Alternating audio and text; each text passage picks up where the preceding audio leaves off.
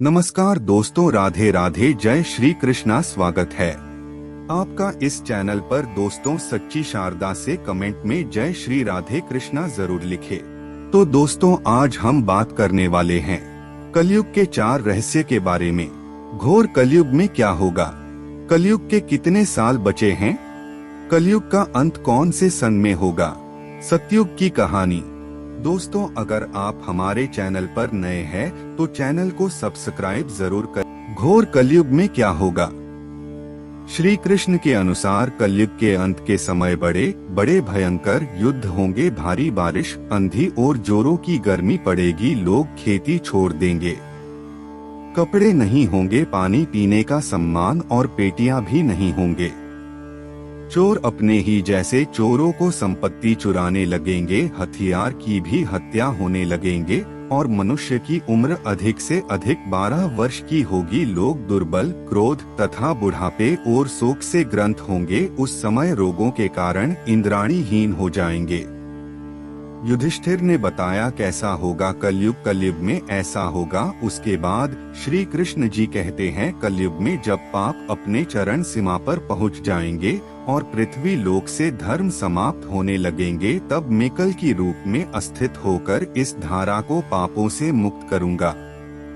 और उसके बाद जो नया युग आएगा सतयुग कहलाएगा, अर्थात सृष्टि युग परिवर्तन का 12वां चक्र पूरा करके 23वें चक्र में प्रवेश करेगी और फिर से नवयुग प्रारंभ होगा, जो सतयुग के नाम से जाना जाएगा। कलयुग के कितने साल बचे हैं? हिंदू धर्म ग्रंथों के अनुसार कलयुग का काल 4,32,000 साल लंबा है और अभी कलयुग का प्रथम चरण ही चल रहा है। ऐसा माना जाता है कि कलयुग का प्रारंभ 3102 ईसा पूर्व से हुआ था, जब 5 ग्रह मंगल, बुध, शुक्र, बृहस्पति और शनि मेष राशि पर 0 डिग्री पर हो गए थे। इसका अर्थ ये हुआ कि कलयुग के 5121 वर्ष बीत चुका है और 426880 वर्ष अभी बाकी है। परंतु कलयुग का अंत कैसा होगा, इसका वर्णन हमें बारंभ पुराण में मिलता है। कलयुग का अंत कौन से सन में होगा? ब्रह्मा पुराण के अनुसार कलयुग के अंत में मनुष्यों की आयु महज 12 वर्ष रह जाएगा। इस दौरान लोगों में दोष और दुर्भाग्य बढ़ेगी। कलयुग की उम्र जैसे जैसे बढ़ती जाएगी वैसे वैसे नदियां सूखती जाएगी। बेईमानी और अन्य धन कमाने वाले लोगों में बढ़ोतरी होगी। धन के लोभ में मनुष्य किसी की हत्या करने में भी कोई संकोच नहीं करेंगे। मनुष्य पूजा पाठ, व्रत, उपवास और सभी धार्मिक काम करना बंद कर देगी। गए दूध देने बंद कर देंगे। मानवता नष्ट हो जाएगी। लड़कियां बिल्कुल भी सुरक्षित नहीं रहेंगी। उनका अपने ही घर में शोषण होगा। अपने ही घर के लोग उनके साथ व्यभिचार करेंगे। बाप बेटी, भाई बहन कोई रिश्ता नहीं रह जाएंगे। एक भाई दूसरे भाई का शत्रु हो जाएगा।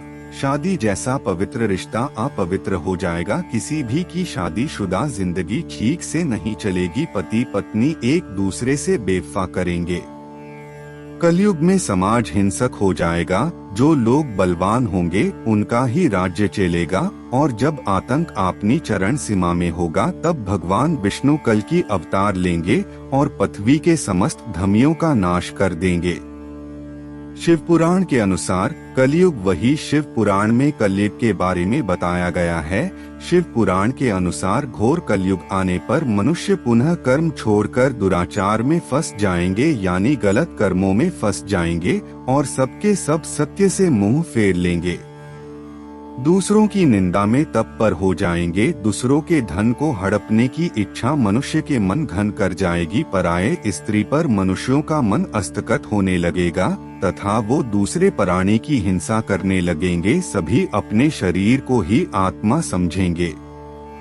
ये ऐसा युग होगा जिसमें मनुष्य गुण नास्तिक और पशु बुद्धि वाले होंगे। संतान अपनी माता पिता से दुवश रखेगी। ब्राह्मण वेद बेचकर जीविका चलेंगे। धन का उपार्जन करने के लिए ही विद्या का अभ्यास करेंगे और मन में मोहित रहेंगे। अपनी जाति के कर्म छोड़ दूसरों को टांगेंगे।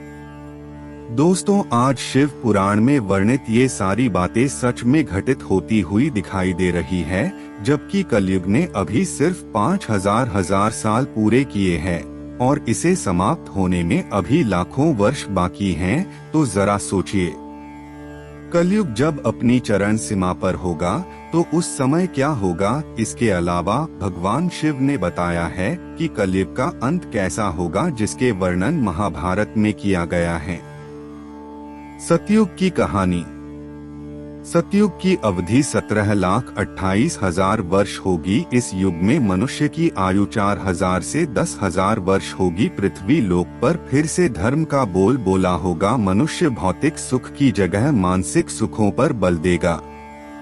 मनुष्यों में एक दूसरे के लिए नफरत की कोई जगह नहीं होगी। चारों ओर प्यार ही प्यार होगा। मानवता की पुनः स्थापित होगी। मनुष्यों को परम ज्ञान की प्राप्ति होगी। लोग पूजन कर्म में विश्वास करेगी। सतयुग में मनुष्य अपने तपबल से भगवान से बात कर सकेगा। इस युग में लोगों को अपने शरीर पर पूर्ण नियंत्रण होगा। आत्मा का परमात्मा के मिलन से सभी सुखी होंगे। लेकिन दोस्तों, सतयुग आने में अभी काफी लंबा समय है, तो क्यों न हम लोग कलयुग में ही अपने धर्म और कर्म से सतयुग की तरह जीने का काम करें। क्योंकि ग्रंथों में भी इस बात का वर्णन मिलता है कि कलयुग में भी जो लोग धर्म और कर्म पर विश्वास करेंगे, उन्हें सतयुग की तरह ही सुख की प्राप्ति